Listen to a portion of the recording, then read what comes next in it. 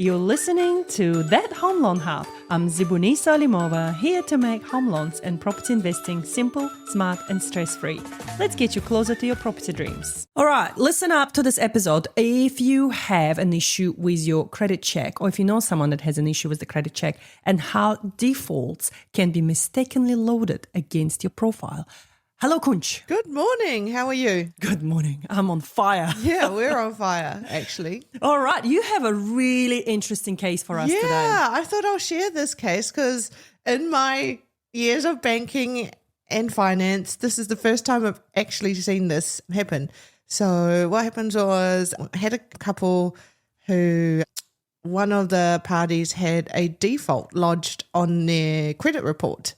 Found out a wee bit more about it, and it turns out that this default from a financial provider, they were keeping up with their obligations. So the couple was keeping up with their obligations to pay this lending and everything like that. However, for some reason, that got sent to debt collection and then into default. So then when they were looking to buy a house, a credit check was ran on them and there was this massive amount of lending default on their credit report showing as unpaid.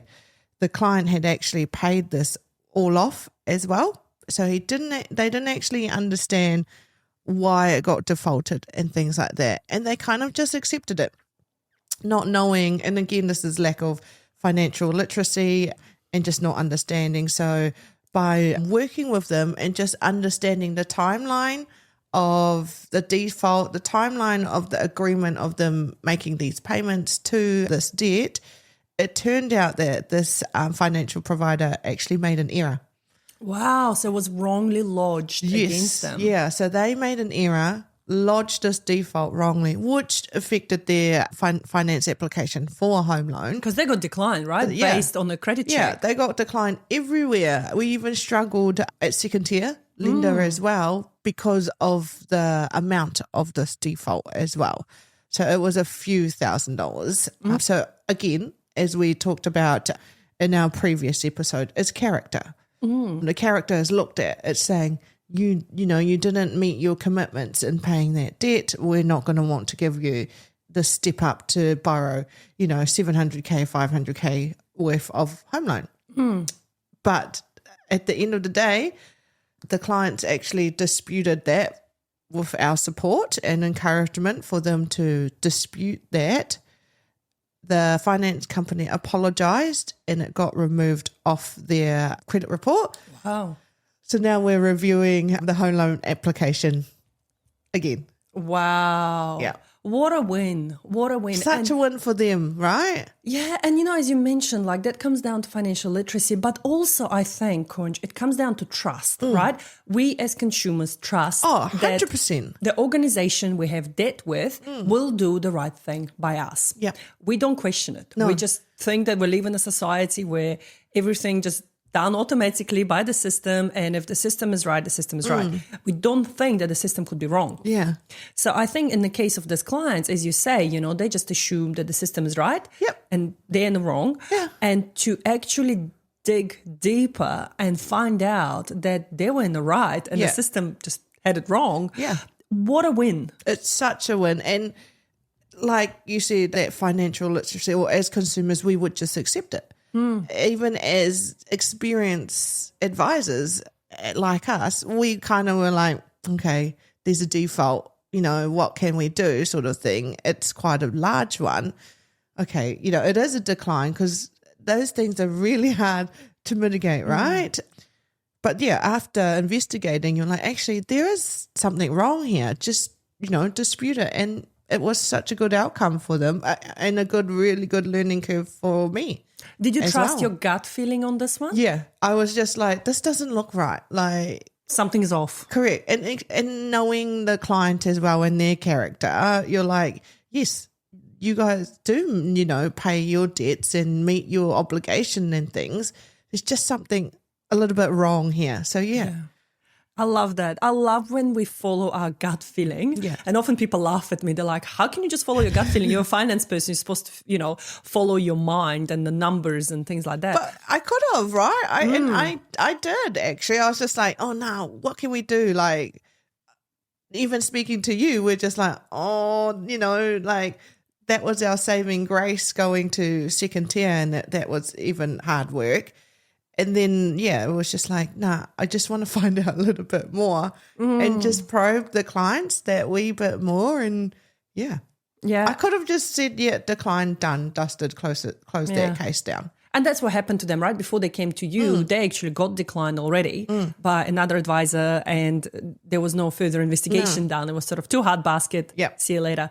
And then by some miracle, they were put through to us because of your fantastic reputation. And this is where the importance of an experienced advisor comes in. And the one that goes, okay, I'm just going to ignore these numbers for a moment, and I'm just going to sit there with that feeling of, what else can I do? Yeah. What else is not right here that I can put my finger on? And I think us as physicians, I often make a connection to the doctors. Sometimes you go to the doctors and something's wrong, but the doctor says, no, it's all fine. But then you will find a doctor that will find something wrong. And you knew all along that there's something wrong. Yeah. And I think same for us, with these clients, you knew all along that something was off. You couldn't put your finger to it exactly, but then after sitting down and analyzing it, it's amazing. The relief they would have felt. Yeah, they're so grateful for the fact of, being told to just dispute it, because they wouldn't dispute it. They didn't even know you could dispute that as well. Even I didn't actually know that you could dispute a default if there is clear evidence that it is actually an error. Yeah. But see, for me, I remember the story. I helped a client a few years ago, and she was actually all over the news. She came to me, and what happened was someone was racking up debt against her name. Yes, unless that situation happens. Yeah, and she didn't know. Yeah. She didn't know until she realized one time, I think it was student loans. This person that was racking up all this debt behind the scenes, took out Gem Visa on her name, Afterpays, credit cards, etc. She didn't know any of this until she noticed there was a student loan payment coming out of her payslip. And she went, I don't have a student loan. What's going on here? So she rang up, and this person took a student loan. Hey, well done, person. They decided to even study under her name. Okay. How great is that? Yeah. So that was the only way she found out that something was off. Yeah. And then when she ran her credit check, she was like -1,000. Wow. We've never seen a -1,000 before. Yeah. And when she came to me, she's like, look, I'm really worried. I don't think I can ever buy a house. What can I do here? Because we're still open investigation. There was a lot of stuff happening.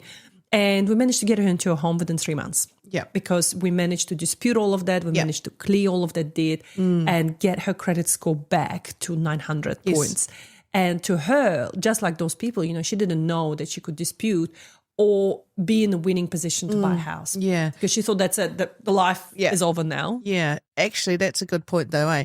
When people steal your identity and then rack up credit under you, and it's so easy to do because you can apply for things online. As soon as you have, someone's passport or whatever, then And that's what happened in her case. Apparently it was her flatmate or something like that. It's always someone close to you. Well, otherwise, how else would they get her driver's license? Correct. Yeah. Something like that happened to one of my siblings, actually. Did you steal their ID? No.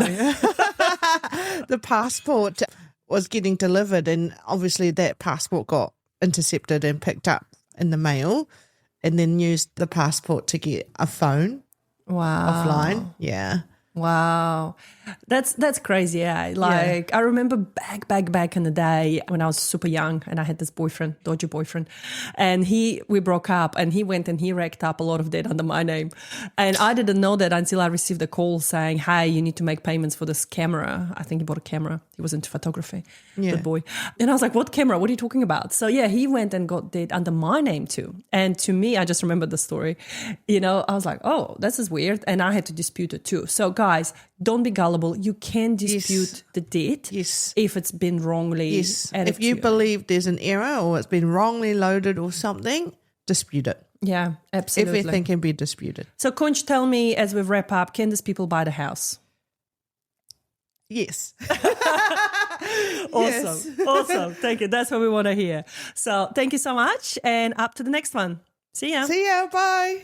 And that's a wrap on That Home Loan Hub. Don't forget to hit subscribe and join me next time for more property tips and tricks. Your next smart move starts here.